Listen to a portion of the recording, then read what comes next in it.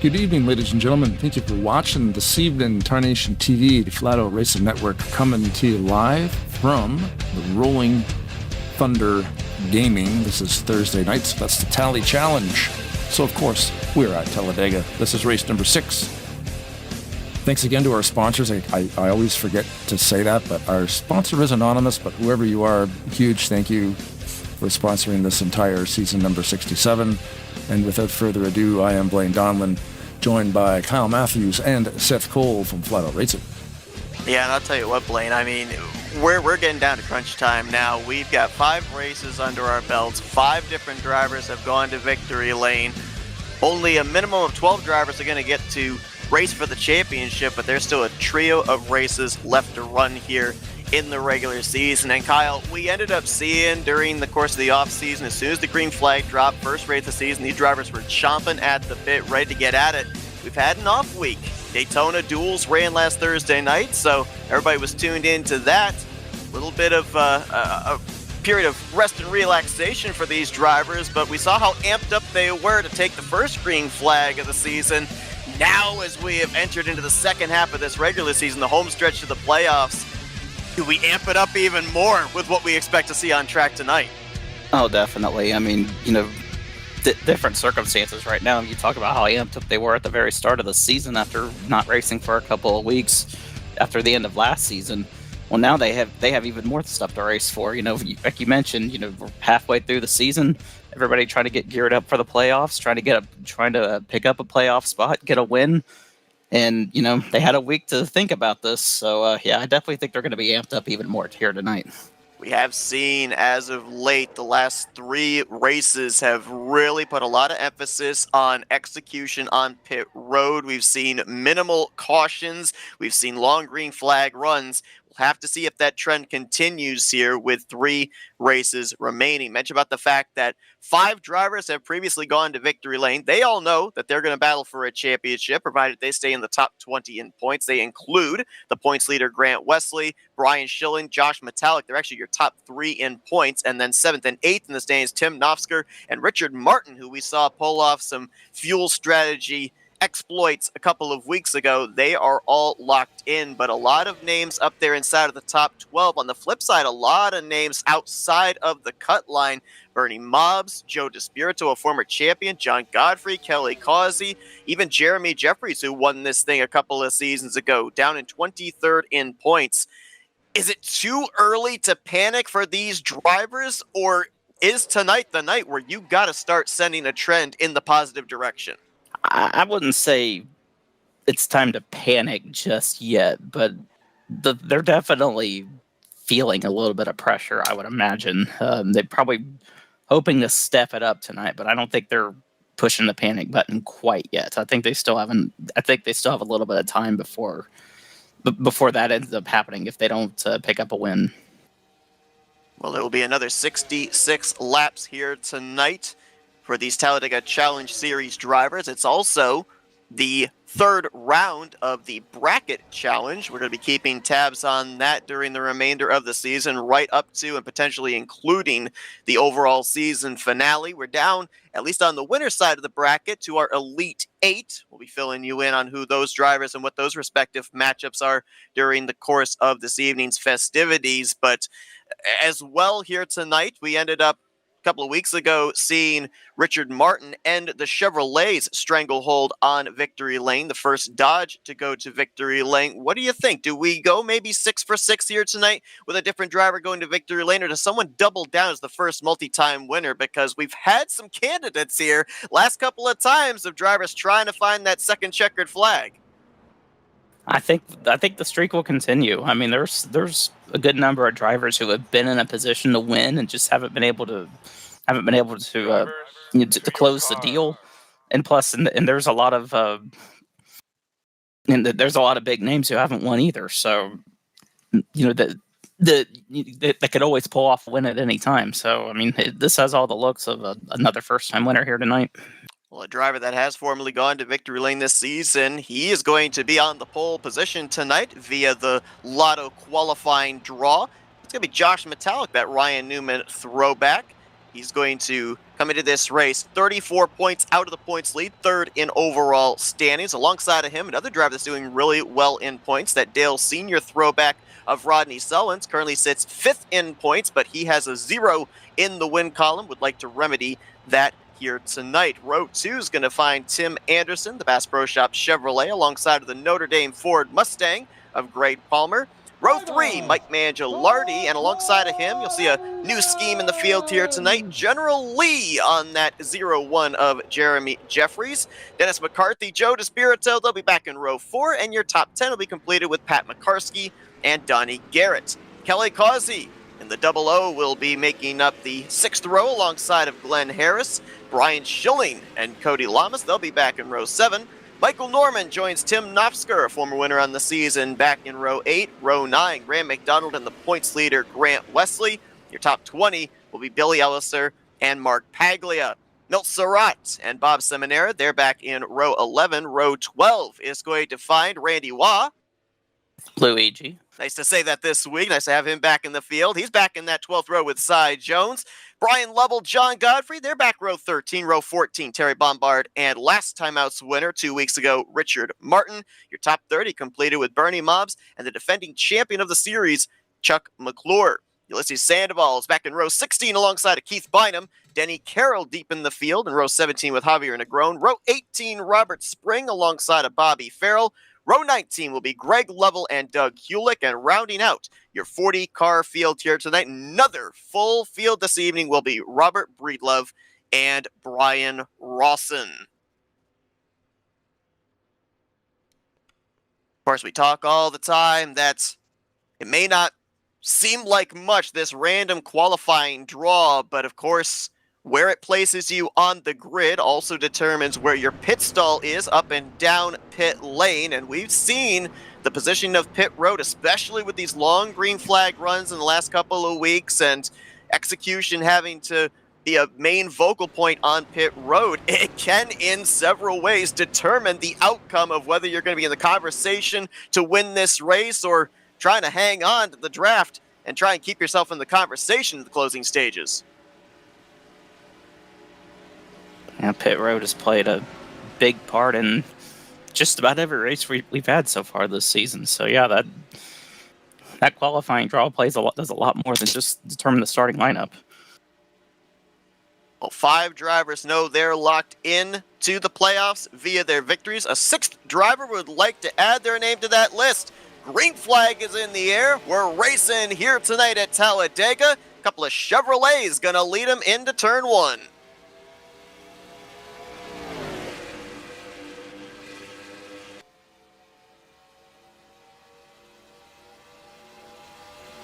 See just how anxious these drivers will get to maybe start forming that third line after the week off this past Thursday night. Got one driver going towards the back. Looks like that's Denny Carroll, the Tony Stewart Home Depot throwback. Further back in the field, though, I am seeing a third line starting to form. We'll see if more and more drivers mid-pack to the front of the field notice that and jump up there as well. It usually doesn't take them long to do that, so... See 2 cars already trying to form. Okay, we got 3 cars up there now. I know one of them was the 17 to Chuck McClure. I couldn't tell who the other 2 were, though. And Josh Vitalik will lead the first lap. It looks like Bynum and Godfrey, I believe. Oh, and Seminara just stepped out there, too. 2 laps in, why not? We're warmed up. Let's go 3 wide, boys. Had a week off. Let's get some racing. Yeah.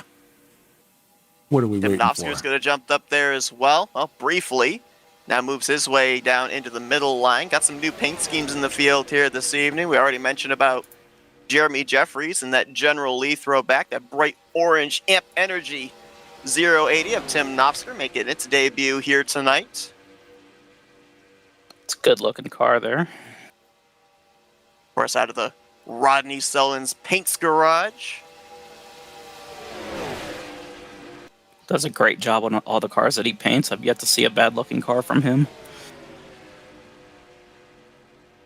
I'm sure he's hiding all the bad ones. I'm sure he's got a hard drive full of a bunch of failures. Think he has his own file of scrap schemes? Like, no, this one's not good enough. I'm pretty sure he does. I've talked to him about that stuff. I'm like, do you ever have, like, we've all done it. You start painting a car and you just get fed up with it and you just basically delete it or never touch it again.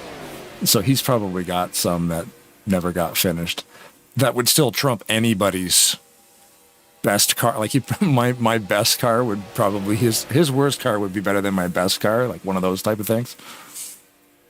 But, you know, he thinks it's garbage, but it's absolutely phenomenal. But never attempted to paint for this game. I have for back in the New Technics was making the console games here about 10 years ago or so. I messed around with that. Had some decent ones, but none that looked amazing. But never really had that creative side that it's really needed to come up with a good paint scheme. But yeah, there's Bob Seminara leading that outside line. Wow, look at the run they get there through the center of 3 and 4. Pulled right up alongside of Mike Mangialardi, now to the right rear quarter panel of Cody Lamas. Actually, both the third lane and the inside line got a surge at the same time, it seemed. Like Michael Norman had thoughts of getting in front of Seminara to try to lead that line, but looks like he's going to be committed to the middle right now. He's got Cody Lamas right behind him, and just unusual to see because we usually see Cody kind of drop out of the server to purposely start in the back, but doing a different strategy tonight. And now Michael does get in front of Seminara.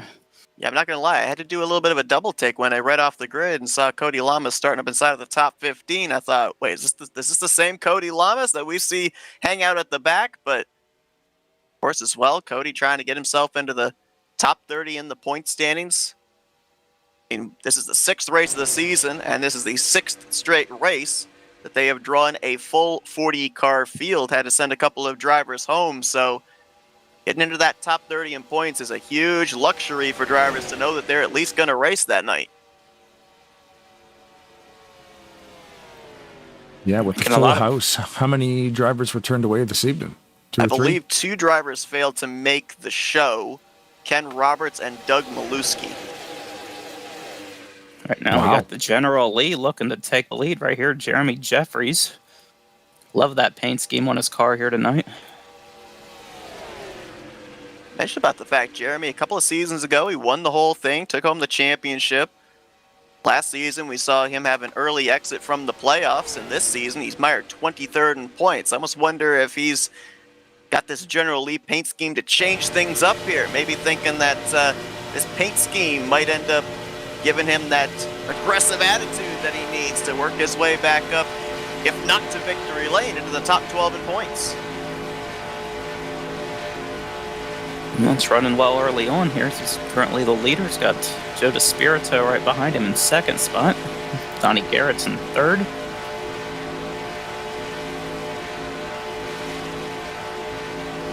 This might be the first time I've ever seen Jeremy in a Dodge. Oh, that is a Charger. I thought that was at first glance. I thought that was a... No, that's what I thought. I looked at the grill and I'm like, that's not a Camaro. What is that? So I zoomed in on it, and it's a Dodge Charger RT. Let's say that, yeah, the original General Lee, that was a 1969 Dodge Charger, so it was only fitting. When I first looked at it, I thought it was a Chevrolet for some reason, but no, it's a Dodge.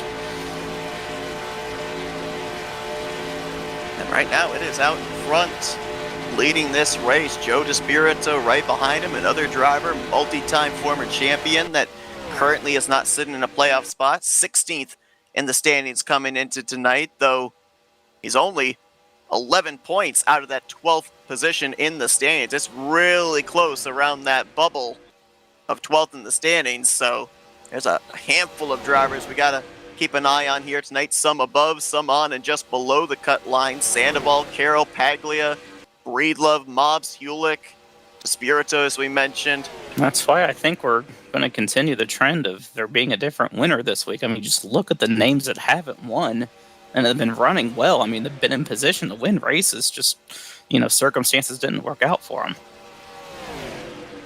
Ken Roberts in the Tarnation chat on YouTube wants to know if Bo or Luke is driving that 01.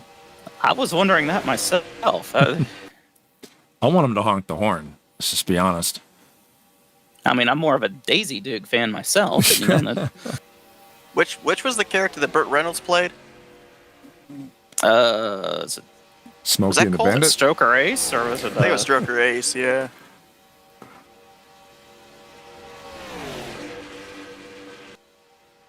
Johnny Garrett now goes to the lead on that inside line. Got a third lane forming with Knopfsker, McClure, Schilling all up there. Mark Paglia as well.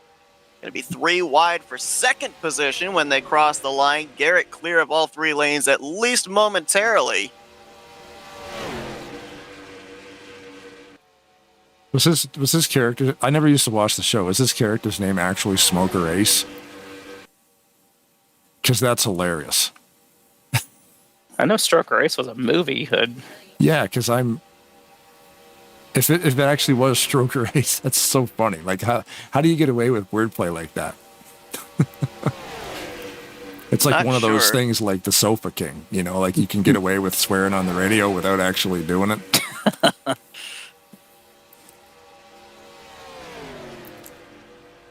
Easier times back then. Yeah. Stroker Ace. And here, like the Sofa King. Sofa King. Our prices aren't just great, they're Sofa King great. Was an actual commercial. Really? Yep. I'm shocked. The Sofa King. I'm shocked the FCC wasn't all over that. Right. I think the FCC figured it out eventually, but like you don't really notice. But then sometimes you hear it. They snuck it in. I'm like, oh, yeah, you're the king of sofas. Yeah, but their advertising was brilliant because sometimes it's just like, wow. Kind of similar to the sponsors that Greg Palmer will run on his car. Oh, yes. Yeah, right. It's all just the words. You're like, oh, yeah, that's cool. Yeah, say it quick. So great racing the Sofa here. one was so good, I almost thought like it was a joke. Yeah, right. Like it might have been a joke. It might have just been a really good joke, and I thought it was real. But I think they knew what they were doing. I think they knew exactly what they were doing. They wanted you to think it was a joke, but they knew. They knew. Yeah. It's like, no, that can't be real. And you look it up, and it actually was. Oof. Mentioned that brand new bright orange paint scheme of Tim Knopfsker. I was just going to say that. You talked about it, and now look where it is. It's fast. Made its way on that third line, now to the front with the assistance of the defending champion, Chuck McClure. Chuck McClure started way back there, too. And then started 30th. Yeah, he was one of those drivers I noticed that went to the far outside at the very start of the race, and didn't take long for him to work his way up into the top 5.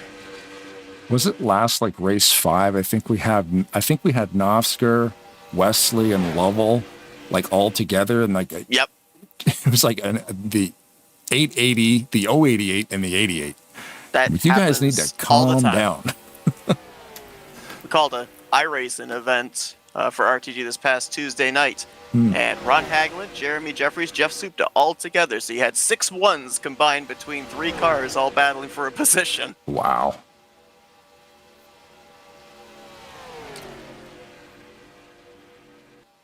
Well, with Knopfsker out in front here, mentioned about the fact that we are into our Elite 8, if you will, in the bracket challenge. 4 matchups here tonight on the winner's side. Knopfsker is one of those drivers involved. As tonight he's facing off against the 712 of Bob Seminara. Grant Wesley, the points leader, the number 1 seed of the bracket challenge coming into when the different seedings were determined. He's taking on Randy Waugh. Luigi. Brian Schilling, who is right now behind Chuck McClure. Well, guess what? They're facing each other. Best position moves on. Second and third right now. And then Terry Bombard taking on Greg Lovell here this evening. Winners of those respective matchups will move on to the final 4.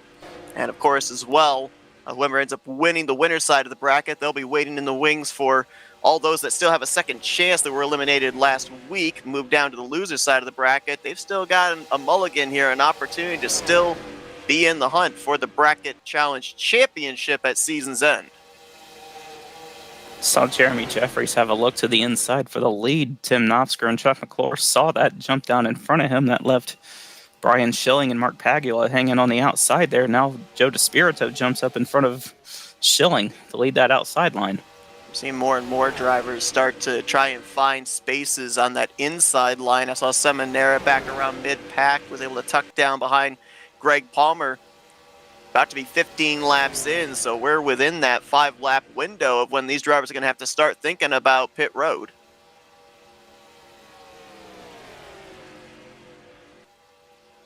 I just saw a big bolt of lightning outside my window where I'm at right now. We're under a tornado watch, so I hopefully nothing happens here and I don't get kicked out of the broadcast. Wow. Whereabouts are you located? Just north of Dayton, Ohio. Yeah, because it's like we're like all frozen solid with winter up here. That's how it was about 2 weeks ago, but it warmed up nicely. Yeah, as I New say, York as tornadoes aren't really a winter thing, I didn't think. They're not supposed to be, but you never know what you're going to get in this state. Yeah.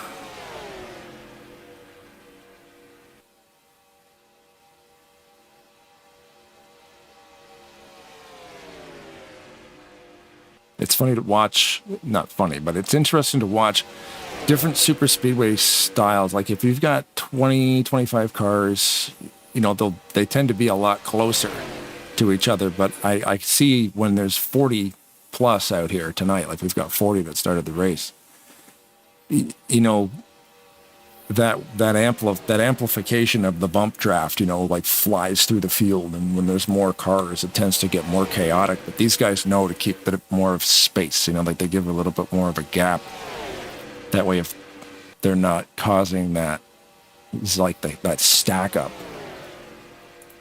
And to your point too, depends on the size of the field as to what kind of energy there is. Like, right. As you say, with the chain bumping that we see drivers do, it's a lot easier to do that when you're in a pack of 10 to 12 cars as opposed to tripling the size of the field as we have here. I noticed when I was out turning some laps with these guys, it takes a little bit longer to be able to generate a run on the straightaways, which means that third, fourth, fifth car in line, by the time we get to the entrance of, say, right here in turn 3, you're right up in the gearbox of the driver in front of you and almost pushing them into the back bumper of the driver in front of them. So that's why we end up seeing the spacing as, how about this? Coming in just a little bit earlier than others, but then again, remember, Nofsker led a good portion of this race, so did Jeremy Jeffries. There was a few cars that went in on lap prior as well. Like, I believe Breedlove was in there, Mangialardi, Carroll and Waugh, they all went last time around. Jeffries, Norman, Seminara, 33 of Anderson, they're all in. Bernie Mobbs, Chuck McClure, Robert Spring, all in as well. I turned the lead over to Brian Schilling. That first group all made it onto pit road safely. Hopefully got it woed down to the 55 miles per hour. Now we'll see who throws out the hands here this time by. And there's Denny Carroll and Randy Waugh, who just mentioned, came down pit road the lap prior. Here they come. Now Schilling bringing them all in here. Somebody's around. There's a couple of tussles. Terry Bombard. Bill Elliser, Pat McCarthy. Cody Lamas. Looks like Cody got his straightened out pretty quickly. Glenn Harris.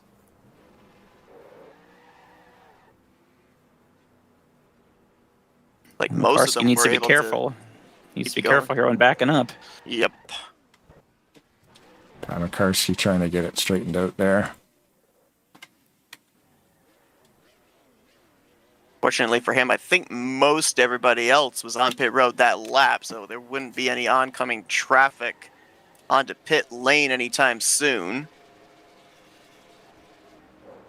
But with no caution, he's certainly going to lose a ton of time, definitely going to lose the draft, and may not have a dancing partner when he comes off of pit road. Whoa, we had one spinning down the inside I believe wall. that was the... Yes. Facing the wrong way there as he's going to try and get that thing turned back around. That first gear can be really squirrely on those rear tires when you're coming off the pit lane exit. Yeah, those things pointed in the right direction.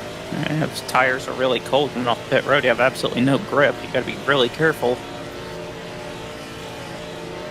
Or else the car will just go around on you just like that. But Joe DeSpirito may end up inheriting the lead once all is said and done.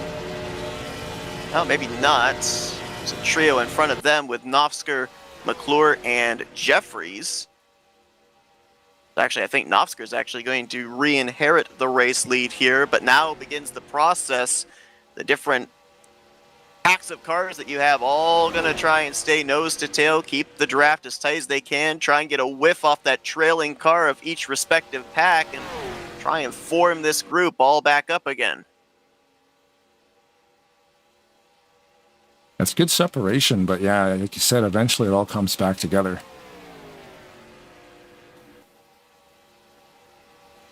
Comes to Spirito, is going to get by Jeffries. That's help from Grant Wesley right there. Whoa, McClure. McClure. Oh, nice save right there. Wow. That could have been big. That was a gutsy block there. Despirito, Wesley, they were coming with a full head of steam. Despirito got into him in the center of the corner. McClure down on the apron, and how we avoided that being a wreck, I'm not sure. Oh, Seminara. Just top to bottom right there. Wow. Uh-oh, he's going to have to find somewhere else to go now. We got Elliser, I think, on the bottom line there. Yikes. Made it work. See Michael Norman in this group right there. He had a good pit stop. I think he was running outside the top 10 before the pit stops began. And you mentioned about Chuck McClure working his way up through the field after starting this race from outside of the top 25, 30th position. There's a driver that's trailing this pack right now. That's 6 of Brian Rawson. He started this race dead last. And last time by, he was scored, I believe, around the 14th, 15th position. So a couple of drivers really executing on pit lane, including Grant Wesley. I think prior to the pit stops, I was going to mention, didn't really see Grant working his way up to the front of the field. He was mired back around 13th place, and there he is now fighting for a spot in the top 5. Like talking about hot pitting right there. Well, Grant Wesley's one of the best when it comes to that. You can gain a lot of track position that way if you do it correctly. Milt Surratt has retired for wheel issues. Bent a rim somewhere. We saw him have that spin off of pit road. Got to wonder if that played a part into the early retirement for the Tide Ride. We're going to have 25 drivers in this lead group now when they come around here. Back to Javier Negron in the 40. Heath Bynum was trying to stay latched on with that pack of about 6 or 7 that Javier was a part of, was unable to do so. So we're looking roughly at about a dozen drivers right now that would love to see a caution to save their race.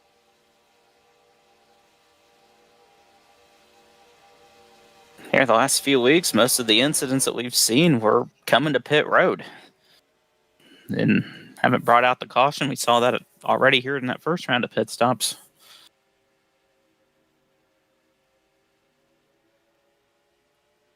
Just saw Pat McCarskey go a lap down. Billy Elliser also got put a lap down under green flag conditions. Right now, they are the first 2 drivers, the only 2 drivers, -1.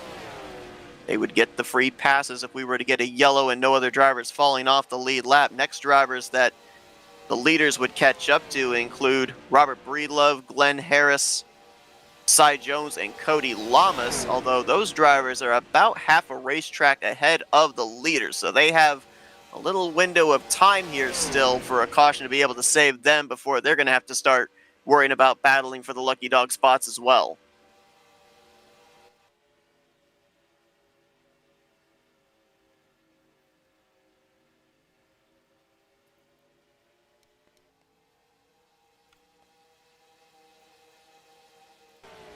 Outside line seems to be where you want to be right now. Tim Nosford is going backwards on that inside line with Brian Schilling and Mark Pagula and Chuck McClure and others on that bottom. But it's the outside that's moving right now. Yeah, Schilling second in the points, a former winner on the season, trying to run down Grant Wesley for that overall points lead. Regular season championship does pay out bonus points when the playoff standings are reformatted. DC drivers not only try to find victory lane, but try and remain consistent throughout the regular season so they can be in the hunt for that regular season championship. Speaking of Brian Schilling, I remember this. There was I don't remember how many seasons ago it was, maybe 3 or 4 seasons ago, Brian Schilling ended up pulling off an incredible feat where he finished inside of the top 10 in all of the regular season races. Right now, Grant Wesley is trying to make a similar run. So far, 5 races in the books. He's the only driver to finish in the top 10 in all of them. And right now, he's in the top 10 in this race.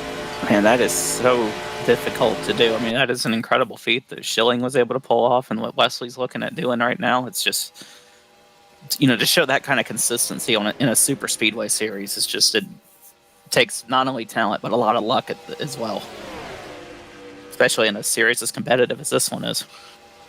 I was going to say, this series is so competitive. You got Ken Roberts that didn't make the cut.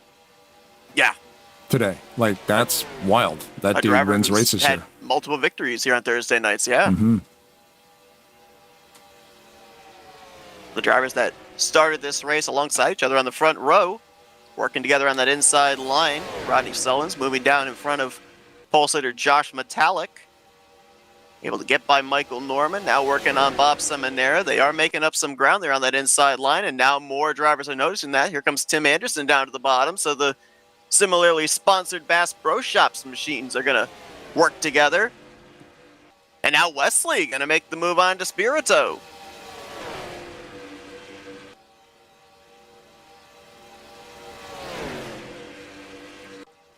And Spiritos now has Bob Seminara right behind him. Those two like working together quite well, so it's got to be a welcome sight for the Spirito to see in his rearview mirror. Michael Norman right there behind him too. I'm impressed with Michael so far tonight. Impressive. Michael felt that he let one get away from him last time out. Saw Richard Martin pull off the fuel strategy. Michael thought about staying out the extra lap, but then second-guessed himself, came to pit road, caution came out, and D-Mart was in the right position. So Michael trying to maybe get a little redemption from a couple of weeks ago, is a little swip-swapping here inside of the top 5. 33 goes from top to bottom. 38 goes from bottom to top. Wesley will now move up there. Jeremy Jeffries follows him up. Those two were engulfed in a great battle this past Monday night in the Bare Bones Racing Series at the 1997 version of Atlanta. Josh Metallic was also in that conversation, went on to pick up the victory, but some really competitive racing at the front of the field all night long between those three drivers. And now, working together here tonight at Talladega. Is it Atlanta that went some crazy new repaving and banking changes and stuff last couple of years? Yeah, yes, it ended up basically getting turned into a super speedway. They added, I think it was another 4 degrees of banking in the corners. Now, fortunately, the track surface is kind of wearing out, so the super speedway aspect of it is starting to go away. The cars are a little bit more slip-slidey, but man, the character that the old Atlanta used to have with that worn track surface, I miss that. That was a favorite amongst drivers and fans. I mean, yeah. All they needed to do was just repave it. They didn't need to reconfigure it like that. It's always a popular stop on the iRacing event that we covered this past Tuesday night for RTG. They ran the 2008 Legacy version of Atlanta. You could Harvick the bottom, you could Larson the top, you could make passes wherever you wanted to. The racing was incredible, but unfortunately, we don't have that track anymore. Yeah, it's so strange why they decide to make changes like that. It's not even called Atlanta Motor Speedway anymore. It's what, Echo Park Raceway or something? That is...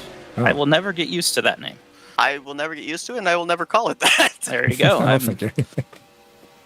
And then North Wilkesboro back in the mix, too, which is cool. So it's the other hand, right? They're bringing back those classic old tracks like that, and it's like, oh, neat. They repaved it all and freshened it up again, and so they might have messed up Atlanta, but at least they brought back Wilkesboro. Wilkesboro will have a points-paying race. It's your first time in 30 years. I was going to ask, how are they using it? I know it's back, but it's not in the Cup Series. It is in the Cup Series. They were running the All-Star race there the last 2 or 3 years, and now they've gave it actually a points race on the schedule for the Cup Series. So awesome. That'll coming up in mid to late July sometime. I think so, yeah, somewhere in the summer. Cool. There's been some great versions of Wilkesboro in this, too, recently. Mod teams have been putting that track together and bringing it to us here in NASCAR Racing 2003 season, and I love it. If I'm not mistaken, I believe within the last couple of weeks, I believe there was a 2026 version of North Wilkesboro that was released for NR. Yeah, it's on Dr. Noise's website. I think that's where I saw it like a couple weeks ago. It popped up on there, and I'm like, oh, yeah. And I looked at it, I'm like, oh, no, that's another one. Because I think Project Short Track did one a few years ago. And now it popped up on just recently, like you said, a 2026 version of it too. So super cool. And somebody rebuilt Bristol from scratch, the original one.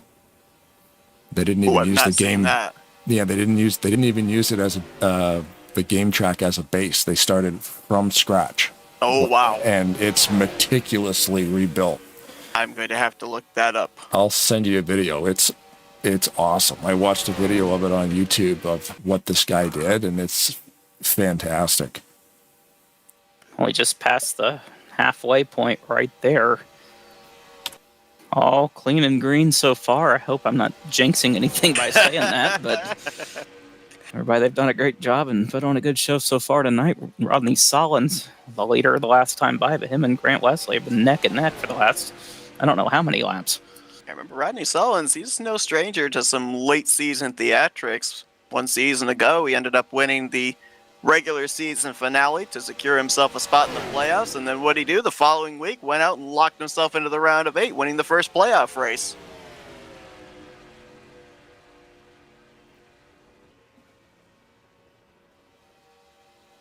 Had a much more consistent season here in the regular season of season 67. Currently sitting 5th in the point standings. That's one of the things about Super Speedway Series is the statistics are so deceiving because you look at a driver like Rodney Sollins, 5 races in, only 2 top 5s, 2 top 10s, and you think, well, this is a horrible season, right? He's probably running top 15, top 20 in points. Nope, he's up in the top 5. That's because it's so difficult. That's why we talk about the incredible feat that Brian Schilling had a couple of seasons ago, Grant Wesley has this season, of being able to remain consistent. It's not easy to do in Super Speedway Series racing. No. Especially in a series where you're getting, 40 drivers showing up every single week, and if not more, to make the field. And 40 drivers who on any given night can win. Uh-huh. I think the most overused sentence that we end up getting here in the booth when we interview drivers is them saying, this is such a competitive series. You win a race here, you feel like you've won the lottery because wins are so difficult to come by in this series.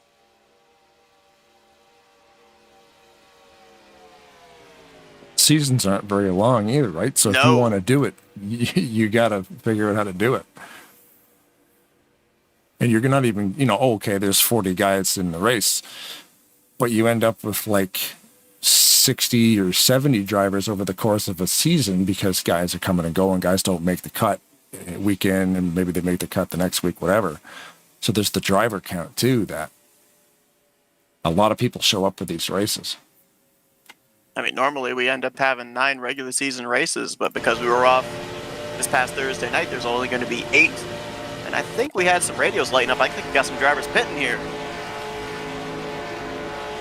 I was just about ready to say we can't be far from the second round of stops. Jeffrey's locking them up a little bit, Garrett locking them up a bit, but they get down there with no problems. Most of the drivers we saw in that first pack on the first cycle of pit stops. Second pack was coming around there too. Only one driver decided to go in. It's like Bernie Mobbs, Denny Carroll, Randy Waugh. They all came in the previous lap. Yeah, they were the first ones on pit road during that first round of green flag stops. Pitted a lap before everybody else. See if Grant Wesley, the new race leader, if he's going to come down pit road this time. We had a huge pack of drivers for our second pack the first cycle. And we're going to have another major pack here. Ooh, Brian Rawson had to avoid Josh Metallic. He's going to miss pit road. Oh, Greg boy. Palmer had to use, I think that was Dennis McCarthy, to straighten his car out. They figured it out, though. They did. Unfortunately for Rawson. The 6 car, yeah, he really got the short end of the stick on that entry. And got about another half dozen drivers from further back coming in, but certainly hope that Brian Rawson has enough fuel to make it back around for one more circuit. Seen drivers miss pit road before and then run out of fuel. Trying to get a little whiff of draft off of Mike Mangialardi down the back straightaway here. As here comes the remainder of our leaders. Oh, Ulysses. Okay. Oof. That was a close one on his part there. Like a few of the Team Wrecking Ball drivers there. Sandoval, Negron, Graham McDonald, along with the lap car of Billy Elliser. And Rawson will make it. Yep. And he's the second pit stall in from the back. The server gets the first one. Brian gets the second one. Talked about the fact that with this new version of Talladega that debuted last season, it's a much wider pit road. Rawson ended up getting pushed off of making it onto pit lane. I think they were about 4 wide coming to the commitment line there. So widening up that pit road gave them more options, more lanes to try and get in there, and they just tried 1 lane too many. Well, and in Rawson's case, what you're talking about there, he was on the far right. He would have never made it to his pit stall because if he's second one in, he has to be on the wall, and he has to be slowing down a lot earlier. Oh, man, I hate how they can merge in the corner there. The drivers are allowed to merge there. They don't have to wait to the back straightaway here, and sometimes that gets real tight. Every time I see that, I'm having flashbacks to Kevin LePage in No. 2008. We just... What month? Spring, April maybe? I don't know. See, I'm going to quiz you on that stuff all the time because your mind is amazing when it comes to that stuff. Question is, which one goes airborne? Which one role plays as Carl Edwards? Yeah. I think I was watching that race. That was Talladega, right? Yes, Where it he got was. up in the fence, yeah. That was crazy. You see a couple of drivers there. Cody Lamasai Jones. Leaders finally reeled them in as the field spread out even more with this pit stop cycle, so they're going to fall a lap down. And bad news for Terry Bombard in the 10. Looks like our first speeding penalty getting handed out here. Terry's going to have to come down pit road at 55 miles per hour. That feels like crawling when you're at a track as fast as Talladega. He will more than likely lose a lap as a result here, and add him to the list of drivers that are going to be hoping that a caution comes out to save them. I mean, these laps, they are ticking away. We are almost 2/3 of the way through this race now. Still got one more pit stop before the conclusion, and that window of opportunity for drivers that have had some struggles in the first 40 laps, it's closing. The number of laps that we'd have left, even if they get back on the lead lap with a free pass, it's not going to be all that much to be able to mount a comeback of where their current running position is.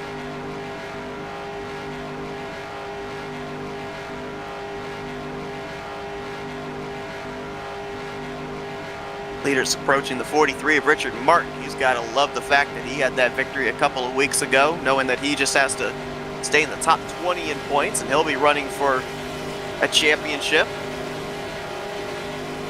Last driver historically that has won a title here on Thursday nights without winning a race during the championship season. That's just as impressive as finishing in the top 10 in every race right there. Man, the kind of consistency you need to be able to pull off that feat. Won that race, or won that season, I should say, that championship by 1 point as well in the finale. Oh, man. 1 point. See, that's crazy. We always talk about how the guys will stay out and lead that lap, get that point. And there it is. May not seem like much beginning, middle of the season, but boy, does it matter. When it literally comes down to that, you go back and look at all your races and go, yep, well, I decided to stay out and lead that lap. If you didn't do it, you wouldn't be in the winner's circle. So far, we have now run 2/3 of this race without a caution coming out. You'd think that we would end up having a dominant lap leader so far in this race. That's not the case. Grant Wesley just crossed the line to lead his 8th lap of the race. That ties him with Joe DeSpirito. You have 5 laps led so far for Josh Metallic, 6 laps led for Rodney Sullins, and then you have a couple of drivers with 2 laps led and 1 lap led. I mean, it's really been seemingly difficult for a driver to get to the front, stay at the front here in this one. Our last couple of races, we've had clear, definitive lap leaders. I mean, Grant Wesley coming into tonight, he's led 80 of the laps turned so far this season. That is nearly a quarter of the laps so far run here in season 67. 3 more cars going a lap down. You mentioned Terry Bombard, who had that speeding penalty. The 2 other ones right there, the 931 of Robert Breedlove and the 21 of Randy Luigi. Didn't hear anything happen to those 2. I believe the 931 and the 21, they were a part of the group that came down earlier than others on both cycles and just never were able to merge back with the lead pack.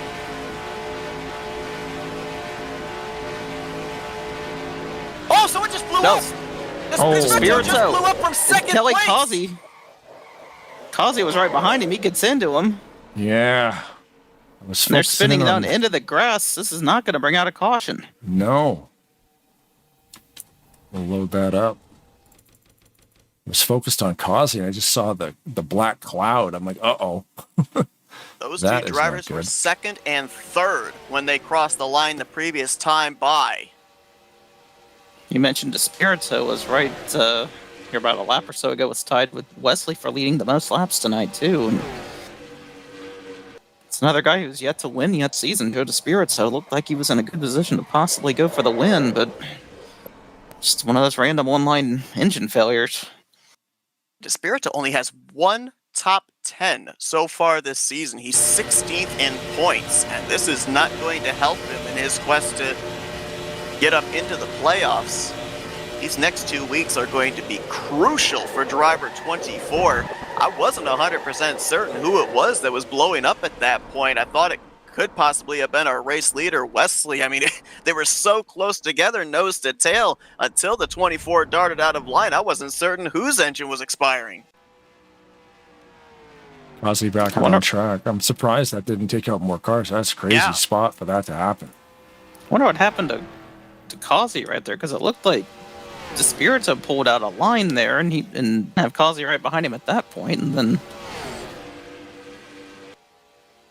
it might have bumper grabbed there. There just wasn't an awful lot of reaction time for Kelly Causey. I'll check it out from helicopter cam and replay here and see what happens. It might have been a stack up. He might have just got turned. Yeah, he got a bump from behind by Rodney Sullins. I mean, that's 2 drivers that could not afford that, as Causey's about to go a lap down here. Spirito, as we mentioned, outside the top 12 in points. Kelly Causey came into this race 19th in points. The 2 drivers that were looking like they were, if not in position to win this race, at least to net a solid top 5, top 10 run, all of a sudden, in the span of a lap, landscape completely changes for 2 drivers that we've seen on the regular make their way into the postseason. There was a slight bump there from the 38, and then the synchronized spinning of the 24 and the 00.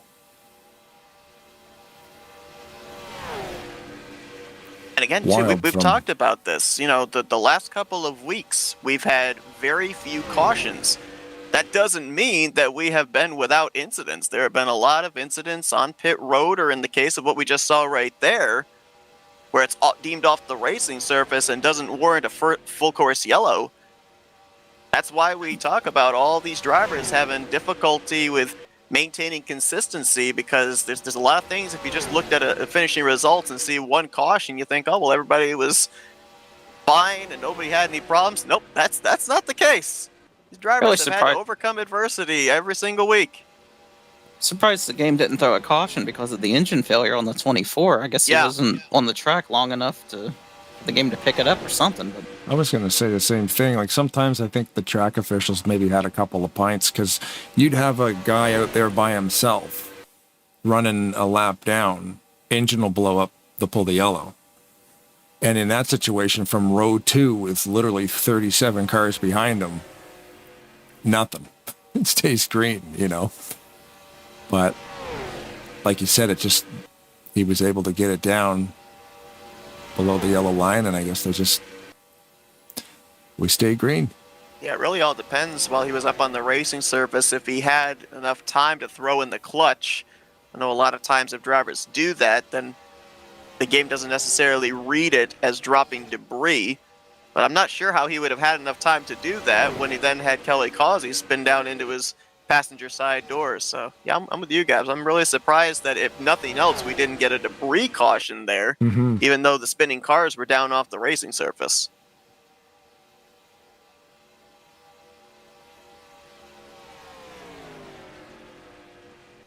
Well, in this pack, we've got the race within the race. We got Grant Wesley leading a single file train, all probably making preparations for that upcoming final pit stop. But then we've also got drivers that still are hoping against all hope that we may end up getting a yellow flag here that are battling for the lucky dog position. Right now, Cody Lamas would be that first car one lap down. Robert Breedlove right behind him. Bernie Mobbs a couple cars back from them. Those are the drivers right now that are trying to remain in those first 2 lap down spots to be able to get the free pass should we see a yellow. I wasn't paying attention to the Tarnation YouTube chat. Thanks, Nate, for the heads up. Some troll guy in there. Probably just a bot. Well, Joe DeSpirito is indeed out of the race. He's going to get credit for 39th, one of 2 drivers that are not going to reach the conclusion so far. Milt Surratt, the other driver. 38 drivers still running, currently scoring 27 of them on the lead lap. And still one more pit stop to be made for these drivers as well. About 7-8 laps. It'll be the money stop.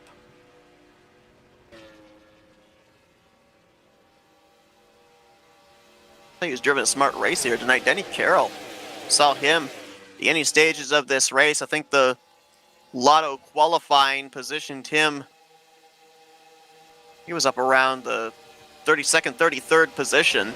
And we saw him immediately off turn 2, go down below the yellow line, give up all the positions, just kind of ride around at the back.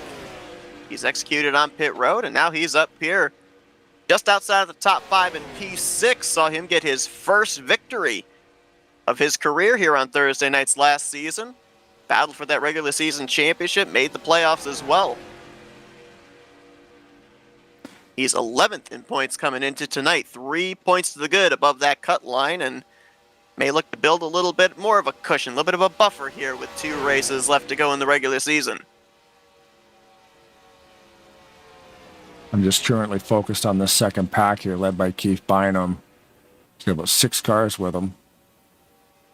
Yes, and, you know, they're about 16 seconds off the leader. They're not really gaining too much, but at least they're able to run top speed. Oh, here we go. Bunch of drivers coming in. This is interesting. Coming in with around 13 laps to go. This is much sooner than expected.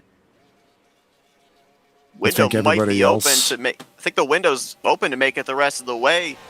Maybe on a can of fuel. That might be what all these drivers are banking on with this early pitting.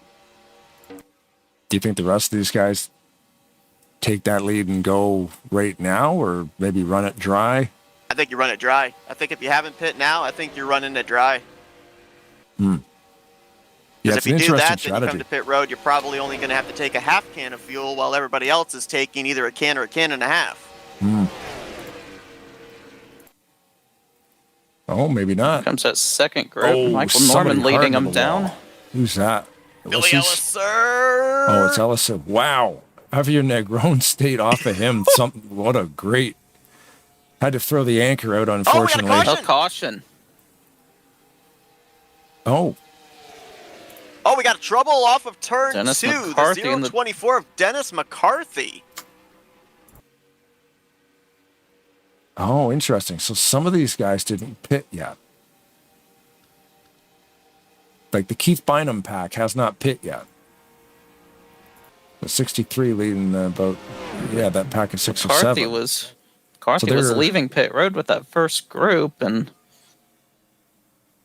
so this cluster occurs, I guess, will be in a waiver on position. Like Donnie Garrett got into him a couple of times there. He did. And I think, there's going to be a lot of drivers that are going to be able to take the wave around. There's over a dozen drivers right now that this caution is going to drastically save their race. Maybe not necessarily for most of them the opportunity to win this race, but certainly to improve where they probably would have finished this race had we stayed green. Oh, wow. McCarthy actually almost saved it, too. There was That's just a little confusing. I'm trying to figure this one out because McCarthy tucks in line behind Nofsker, and then Garrett gets a big run-up on him. I thought maybe for a moment that the 024 had lost a gear, but it doesn't look like there's any indication of that. I don't know if maybe McCarthy just lifted a little too much to tuck in behind Nofsker, and Garrett had Paglia behind him for drafting help, but normally we see pretty good organization when they come off of pit road. I'm confused about the second time they got together. You see, not sure what was going on there. I don't know if don't know if one was angry with the other one or not, but...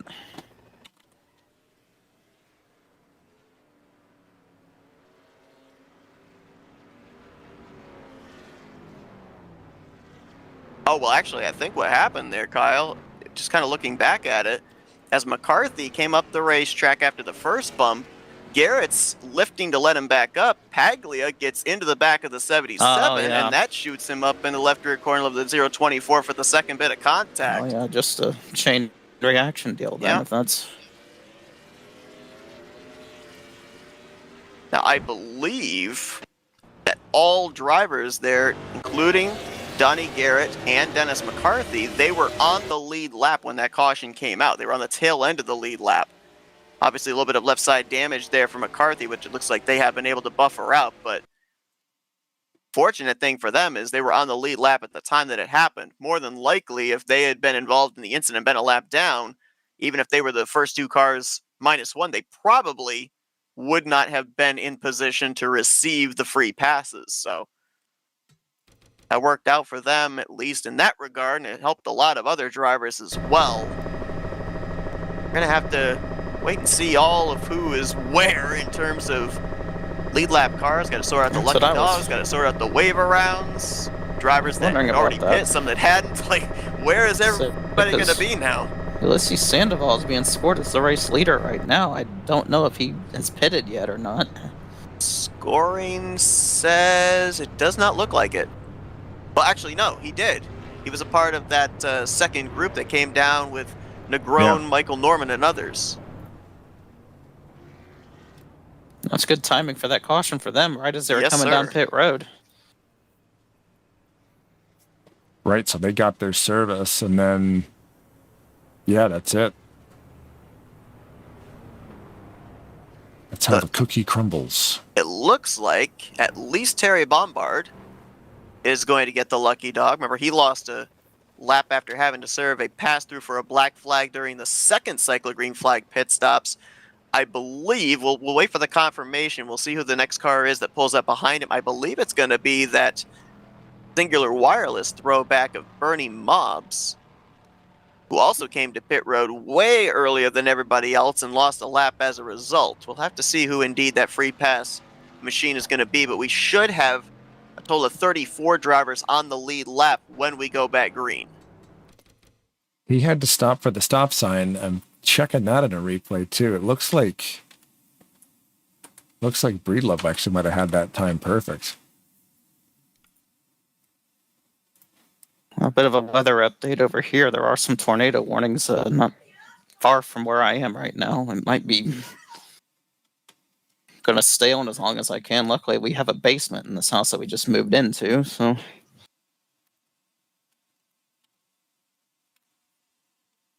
Just taking a race off pit road here because you could see Mobbs had to slow down for the stop sign at the end of pit road there. Let the pack go by. And a 931 took advantage of that, didn't have to slow down, and went right past them. It's not very often you get to see that. That's cool. I think McCarthy's going to be that second car. Hopefully that tornado stays away, Kyle, but if it ends up hitting, stay safe. I'm going to stay on here as long as I can, so... So we may have a tornado on the racetrack before this thing is over, too. Who knows? Yeah, the way these late race restarts go, I mean... If you're running to the storm cellar, what are you grabbing? Like your computer or like Oreos, or what are you doing? Oh, we got plenty of You got plenty of drinks and stuff down in the. You have a refrigerator down there in one of the rooms, so. Yeah, right on. Grab the dogs and the cats. Yeah, Yes, it's like, definitely. you gotta go. What are you taking? Dogs, cats, some granola bars. Like that game 60 Seconds. Oh, is there? You gotta tell me about this. So it's I don't know when it came out. It's gotta be about 10 years old already. Where you basically have 60 seconds. There's going to be a nuclear attack, and so you got to go through the house for 60 seconds and grab what items you want, including apparently you can grab your family members and throw them down into the cellar, and then it's you have to make choices during the course of the days to try and survive until you're rescued. That's cool. You have to distribute the food to family members and everything. You have to choose maybe to send somebody out and do some scouting. And that's called 60 Seconds, you said? 60 seconds is what it's called, yeah. My family's already down in the basement, but Yeah. wondering what I'm doing up here. They have to take care of themselves. If you think that NR2003 broadcasters aren't dedicated, Mr. Matthews, ladies and gentlemen. There we go. Natural disaster. Dude is still sitting in front of the computer. I love all the different games we get with Steam and, independent developers having an idea and they could just make it. Yep. It's great. Like RV There Yet, like Rod Weston and Bob Spring, we all play this thing. It's the most chill game ever. Just a physics-based thing. You're not running from zombies. It's just hanging out, trying to get your RV back to the highway. It's like, it's the weirdest concept, but it's so much fun because it's just, there's no pressure. That's a lot of physics-based stuff. Or like that thing you're talking about. I bought this other game called Firewatch on sale. I haven't played it yet. Oh, but Firewatch is really good. is it? Yeah, it looked You cool. want to talk about a chill game? Oh my goodness, Firewatch is definitely a chill game. Yeah, you're like a park ranger and you just hang out in the woods. And I'm like, oh, I'll grab that. It's on sale on Steam, $7. Why not, right? Oh, now you got me tempted. I might go get it after this broadcast. I don't know. I bought it a couple of years ago. I haven't even played it yet, but I just buy stuff when it's on sale because it's so cheap. I can't say no. I've watched a playthrough of it, and it's really good. Yeah, they had a sale on Epic Games recently. I was able to get Beyond Two Souls and Oh, cool. Detroit Become Human, two really good games. Paid like Yeah. $5 for both of them, so it's like, sure, Yep, why not? I got Become Human and The Observer. The Observer actually starring Rutger Hauer. I've haven't played that one yet either, but same thing. Steam will have a sale. I'm like, well, I can spend $30 on 4 games. I mean, I'll put $30 in the gas tank of my car. Sometimes these little independent games are better than the AAA titles. Well, we might have a sale on sheet metal by the end of this race. Yeah, Ulysses Well, Ulysses changed got lines. a- Oh, there we go. behind him. Yeah, That might was not just bring a- out a yellow. That might. racing I was back. just about to say, as we were getting the restart, is that going to be our one and only caution? Or are we going to get another one? And there's our answer. Oh, I'm we got racing some back, flippers so- going into turn 3 there. Chain reaction of Terry Bombard, Dennis McCarthy, second straight incident he's been in. Billy Elliser as well. Robert Spring, Randy Wall, they were in the initial wreck. Ulysses Ulysses is holds gonna win on to that. it. Yeah. Almost Go back and 4 take a look wide at it. coming across the line there around the 10th position. We should get back green. I don't know how many laps we're going to have.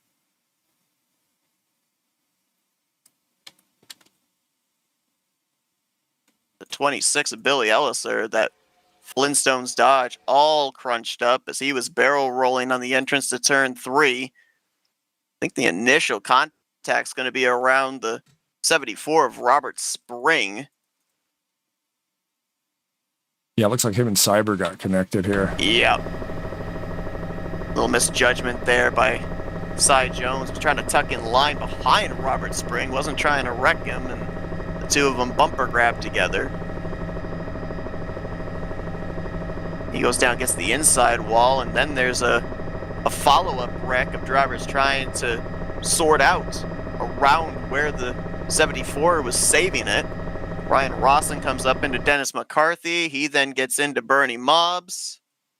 Len Harris, Billy Elliser get collected, and 21 of Randy Watt took a big hit too. Looks like he just got hard on the brakes and noses it into the inside wall. a lot of damage to the front end of that car. I know it doesn't really show that on the replay, but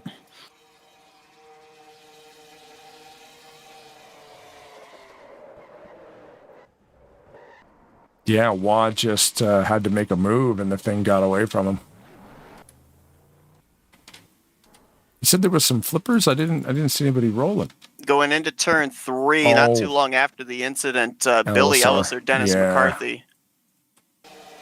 Oh, yeah, he hammered. Yeah, Billy hammered that inside concrete barrier just as it ended. So I was right. Apparently, the initial couple of incidents did not bring out the yellow. It wasn't until Brian Rawson got turned around in front of the field and Dennis McCarthy that the caution actually came out. A lot of those other incidents prior to were deemed off the racing surface. Well, the night just went from bad to worse there for Dennis McCarthy after being involved in that first caution. Takes a wild ride here. And hate to see that Jeff Gordon throwback get torn up like that.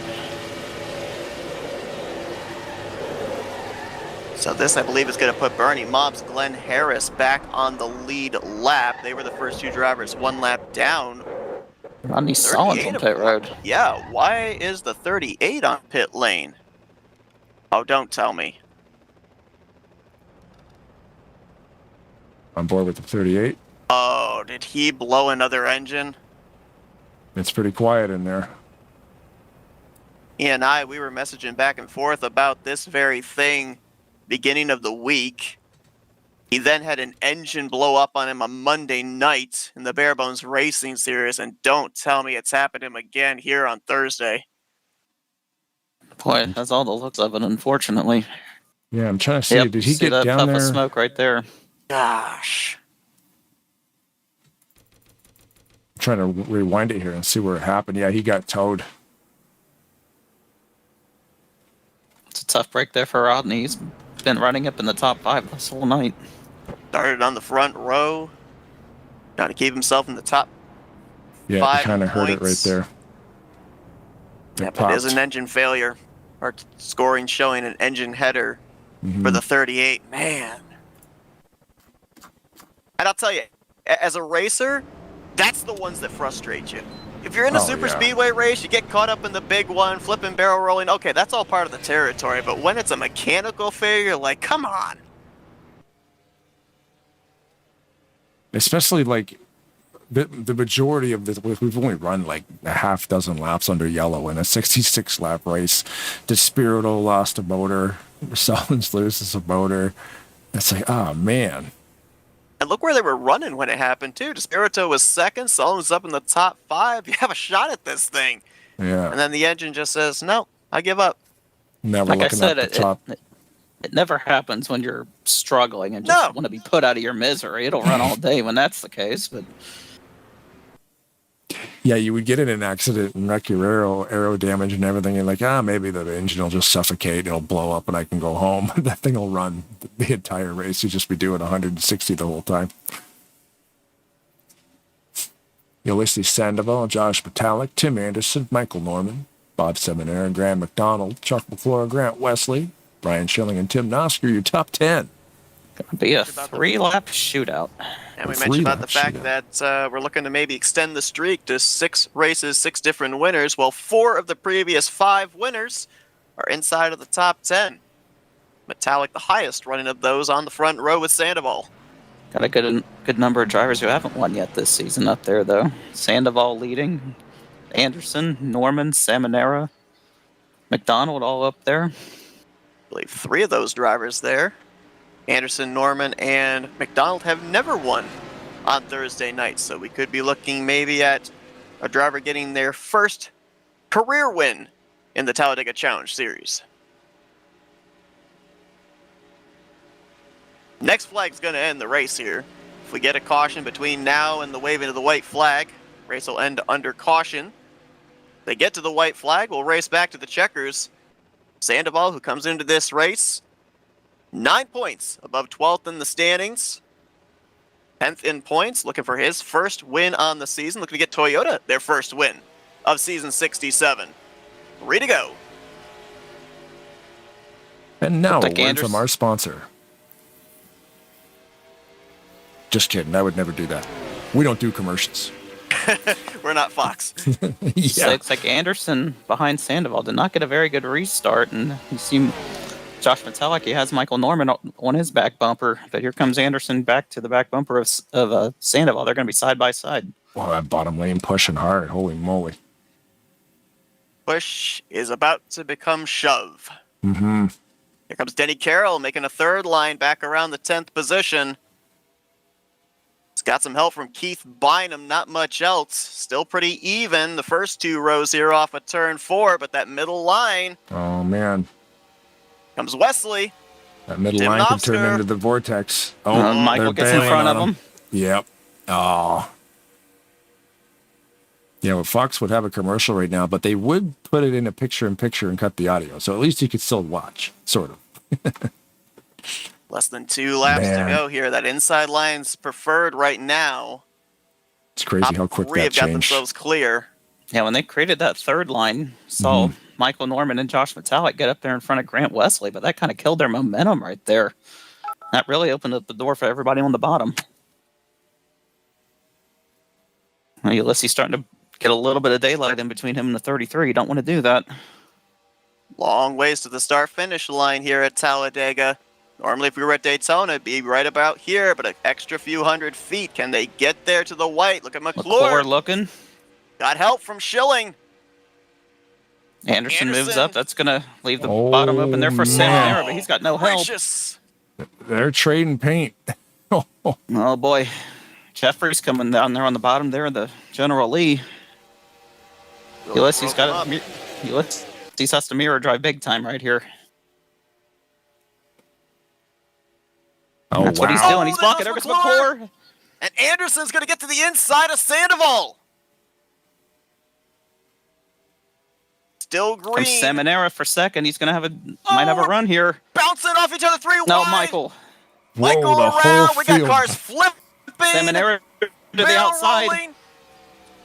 Coming back to the stripe. Can Seminara get this? Is going to be really close between him and Anderson.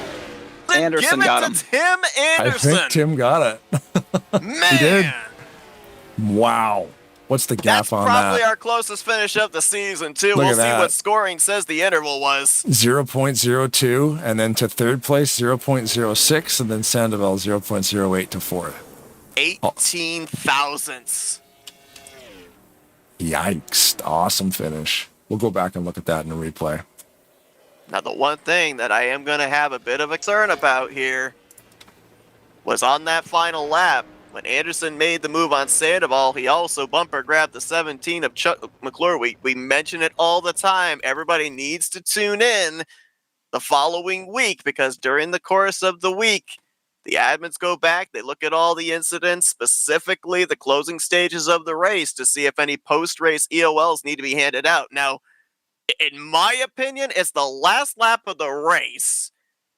And it's not as if he wasn't clear. It was bumper grab, so it wasn't as if Chuck was actually to his left rear quarter panel. I honestly, if it were my call, I would say no call on the 33, but you never know. So Anderson just pulled off and quit. He just off the track. Didn't do a burnout or nothing. So there's your winner right there, ladies and gents. Boy, we had a couple of incidents on this last lap here, and yeah, you see the bumper grab right there.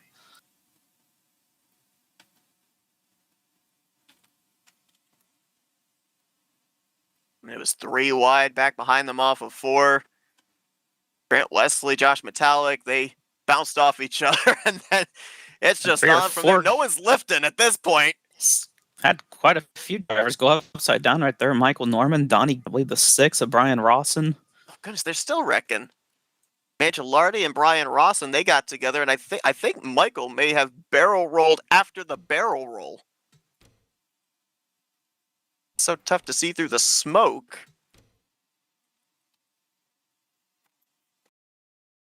Let's see, he's upside Speaking down. of which, I'm pretty sure I saw him then. Keep watching from my angle. There it is. Yeah, I thought so. He gets flinged up into the air there by the 029 again. I do. I got suplexed. I'm just saving up all my stuff. I'm going to go back and check all this out here. I hate it for you, Michael. You had a great run going all night. Yeah, I was gonna push Josh, and then I told right before the restart, I said, Grant, if you somehow make it 3 wide and get up here with your magic, I said, give Cletus a push. Oh, And he I got a saw him- push, all right. I saw him coming on the third lane, and honestly, I should have just stayed in the middle lane or at least tried to find a way to the inside. I was also trying to spot for Ulysses at the same time. Once I knew I didn't have a chance at winning, I was gonna try to spot with Ulysses, and he had it going good all the way down the backstretch, but then he got passed. And like I said, I don't know if they'll call that because that was a block that wrecked the 17. So I don't know what they'll say about that. We've all seen how they've called stuff before. So. Well, unofficially, Tim Anderson is the winner, but just barely over Bob Seminara. What a finish that was right there. Anyways, I'm gonna pull a Days of Thunder, and I gotta use the bathroom. So now that I'm done racing, I'm gonna climb out of my car and be right back. Officially, Jeremy Jeffrey is going to finish in third place here as well. Again, unofficial, pending review, obviously, and everything. And if anything ends up changing between now and next week, we'll let you know when we bring you race 7 next week. But we are going to do our podium finisher interview based off of the results that we have from tonight's race. So let's see if we can get a hold of the driver that brought it home third place here tonight. That's Jeremy Jeffries. Hey, Jeremy, it's the guys up here in the broadcast booth. You got a copy? How you guys doing? Man, first off, beautiful paint scheme here tonight. I second that. Saw you turn some circuits out in front in that General Lee machine. It kind of took me aback. I don't think I've ever seen you drive a Dodge before. But man, you came into tonight with only one top 5 so far in these first 5 races. Meyer 23rd in the standings. We'll have to wait and see where it sorts out in terms of where you're positioned in points going into next week, but it's got to feel good to at least have this thing up front in the closing stages of the race tonight. Oh my gosh, you have no idea. And thanks, Rodney, for this amazing paint. I kind of came to him and asked him about it and said, you know what, I might as well embrace being the 01 since the server took my number. So let's do it. I need some kind of luck change. In the conversation for this victory here tonight as well, things got really crazy from pretty much turn 3 all the way back to the start-finish line. In a position maybe for the C's to part, you go back, you kind of replay everything that happened there. Was there any opportunity you see where you might have been able to get up there, maybe make it 3 wide for this win, or were you content to just bring this thing home solidly in the top 5? After the past few races, I was just happy to bring it in top 3 there. But I didn't really have anywhere to go. I was actually surprised to make it up that far. I think I restarted 11th with 3 to go. So that was a pretty good outcome.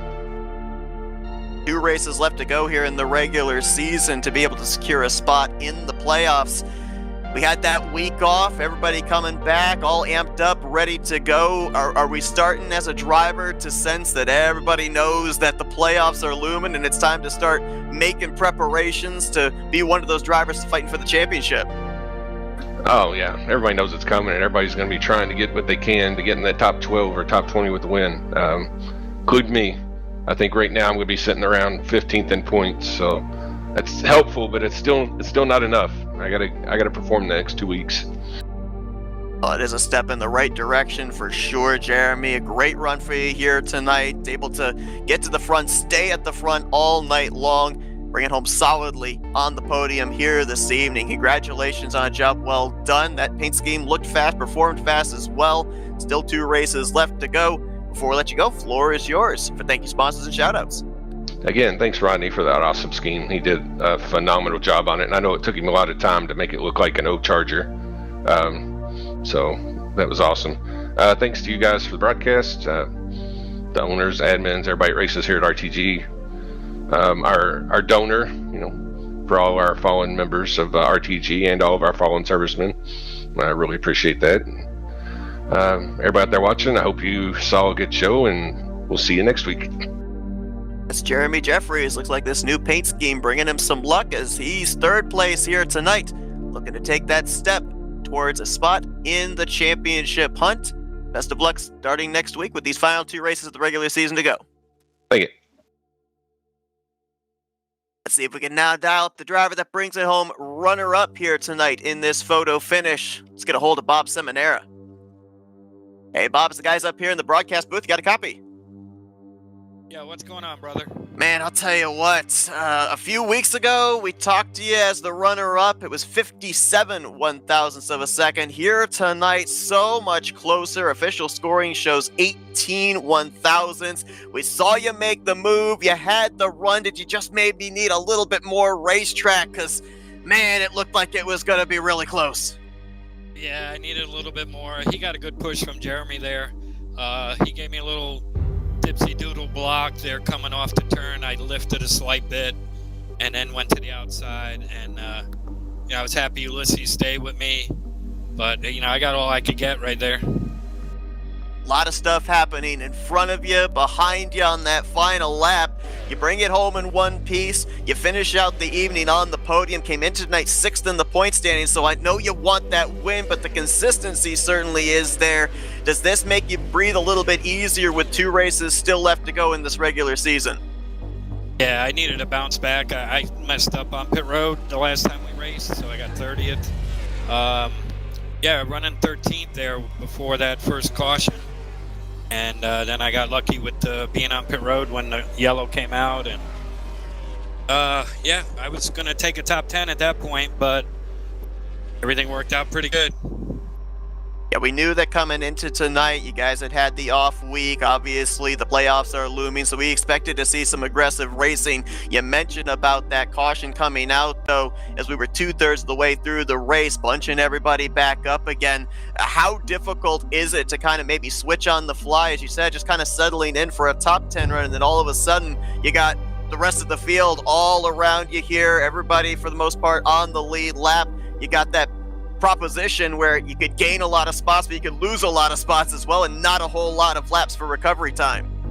Yeah, I was really psyched with the yellow, and then because I had a lot of lap cars around me, I was stuck there in 13th, and got that yellow, and then I got up to 5th, so I had a safe spot on the bottom, which I was hoping, and we got through that, another restart, and I just stayed on the bottom, tried to stay out of trouble.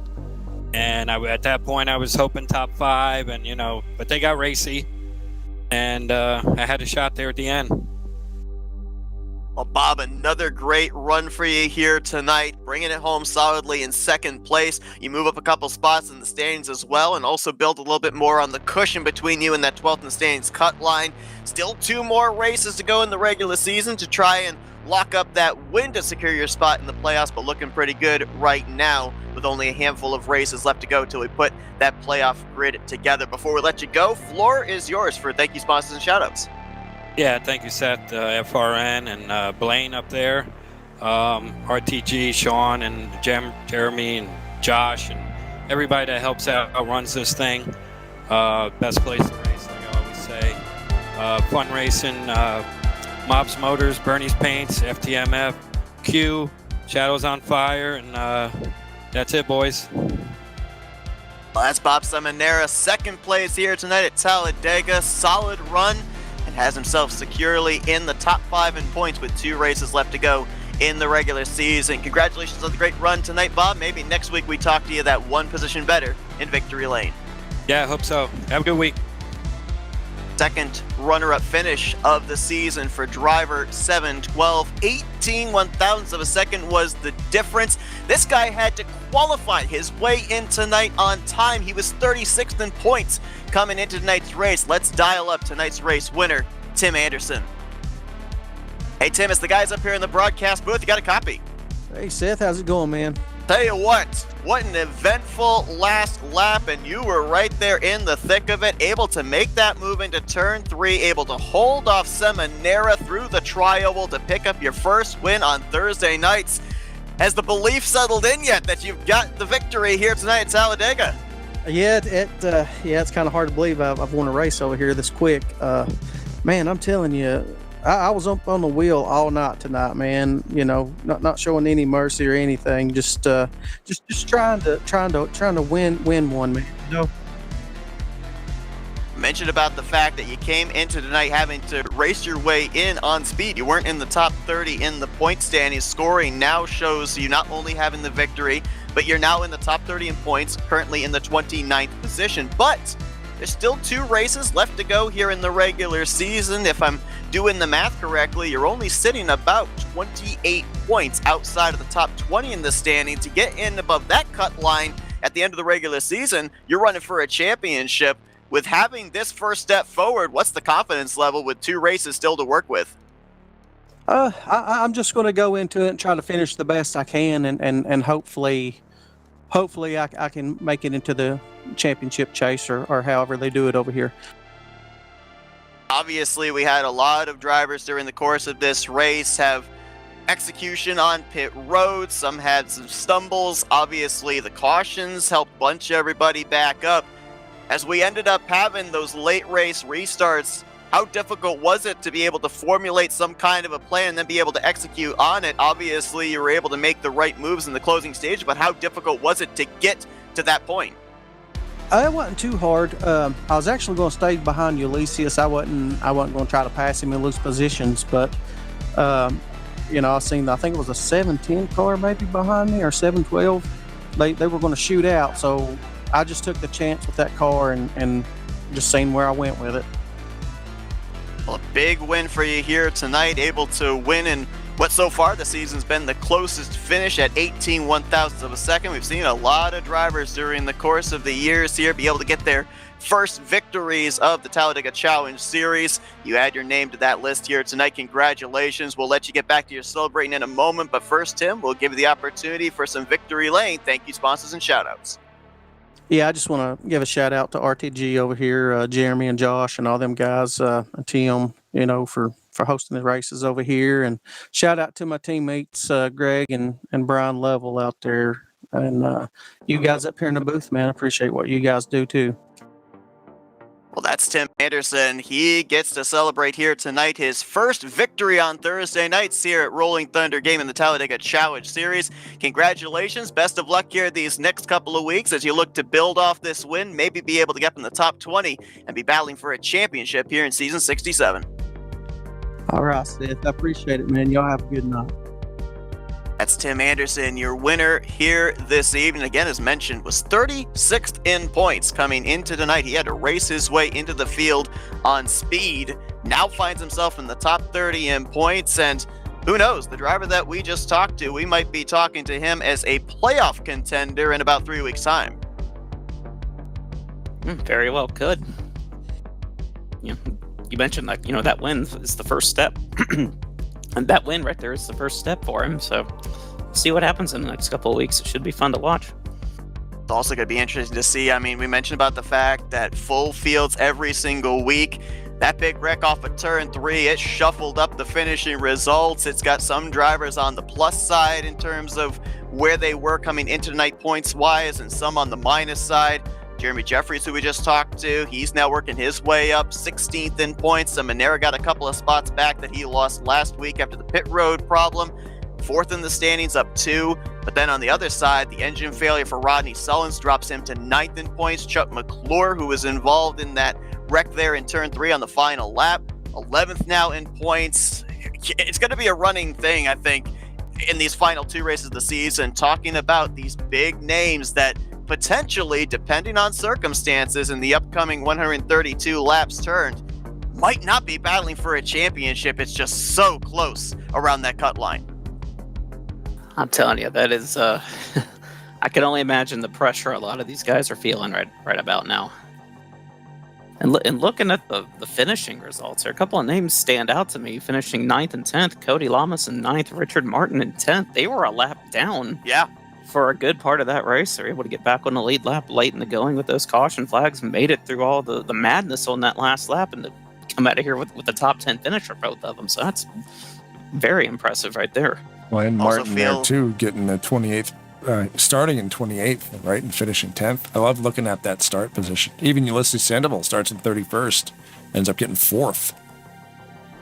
I also feel like I may have jinxed him talking about it tonight. The consistent streak of top 10s for Grant Wesley is going to end at 5. He ended up finishing in 14th place in the middle of that big wreck there off of turn 4, but he still will keep the points lead going into next week. 20 points over Brian Schilling, 29 back to Josh Metallic. So still firmly in control of the overall points lead and trying to win that regular season championship. It'll also be interesting to see. I don't exactly at the moment have the list up in front of me, but based off of everything that happened there in the final lap, it'll be interesting to see who moves on in the bracket challenge, because I think quite a number of drivers had their position pretty handily of being able to advance, and that last lap wreck might have changed it up a little bit. So it'll be interesting to see the fallout from that. But big win here tonight for Tim Anderson.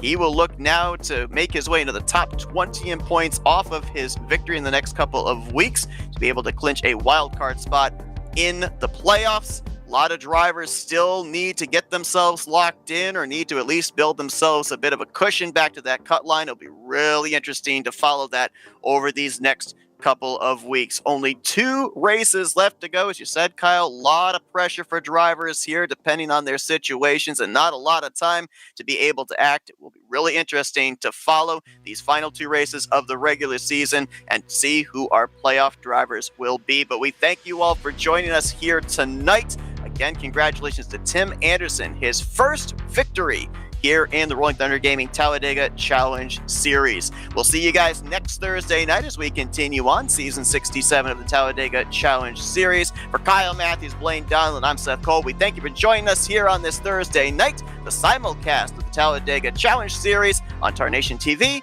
and the Flat Out Racing Network.